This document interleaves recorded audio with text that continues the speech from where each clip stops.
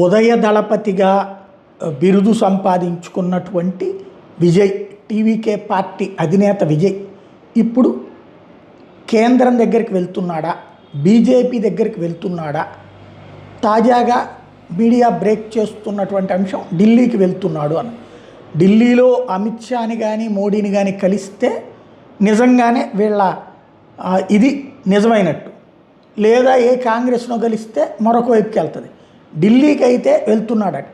మొన్న ప్రచారం చేసింది పవన్ కళ్యాణ్ మాట్లాడాడు, డిప్యూటీ సీఎం ఏఐఏడీఎంకే ప్రభుత్వంలో ఇచ్చేటట్టు, ఏఐఏడీఎంకే కూటమిలో అంటే ఎన్డీఏ కూటమిలో చేరేటట్టు ఒప్పించారు 50 సీట్లు ఇవ్వడానికి అన్నటువంటిది ఆ రోజున మన తెలుగు మీడియా ప్రొజెక్ట్ చేసింది. బట్ అట్లాంటిది ఏం లేదని అన్నాడీఎంకే చెప్పింది, అట్లాగే అన్నామలై చెప్పాడు, అలాగే టీవీకే పార్టీ కూడా చెప్పింది. అట్లాంటి ఆలోచన ఏమీ లేదు అన్నటువంటి. బీజేపీని సైద్ధాంతికంగా వ్యతిరేకిస్తాడు విజయ్. అట్లాంటి ఆయన బీజేపీతో ఎట్టా జట్టు కడతాడు.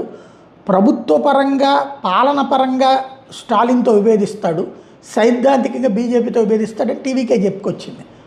ఏఐఏడీఎంకే అయితే ఇప్పుడు డిప్యూటీ సీఎంలు ఇట్లాంటి బీజేపీ కాదు డిసైడ్ చేసేది మేమే కాబట్టి మేమైతే పొత్తులకు సిద్ధంగా లేం, బీజేపీ కూడా అట్లాంటిది ఏం ప్రపోజల్ పెట్టలేదని చెప్పింది. ఇప్పుడు విజయ్ ఢిల్లీ వెళ్తుండటంతో ఈ స్పెక్యులేషన్స్ నడుస్తున్నాయి. ఢిల్లీ వెళ్ళి అక్కడ ఒకవేళ అమిత్ షాతో కానీ ఏ రహస్యంగానో కలిసినా వేరే లెక్క అవుతుంది, లేదా బహిరంగంగా కలిస్తే ఇక ఖచ్చితంగా అటు వెళ్ళినట్టే. టీవీకే పార్టీ మీద కుట్రలు చేస్తున్నారు, వాళ్ళతో కలుస్తారు వీళ్ళు కలుస్తారన్న ప్రచారం పేరుతో అన్నటువంటి విషయాన్ని టీవీకే పార్టీనే చెప్పుకొస్తుంది. ఈ లోపుగా అతను ఎన్డీఏలో చేరేస్తున్నాడు, జిల్లా అధ్యక్షులందరూ కూడా దానికి అంగీకరించారన్నటువంటి ప్రచారం అయితే మళ్ళీ తెర మీదకి తీసుకొచ్చింది. ఇది నిజమైతే రాజకీయం, తమిళనాడు రాజకీయం పూర్తిగా మారిపోయినట్టే.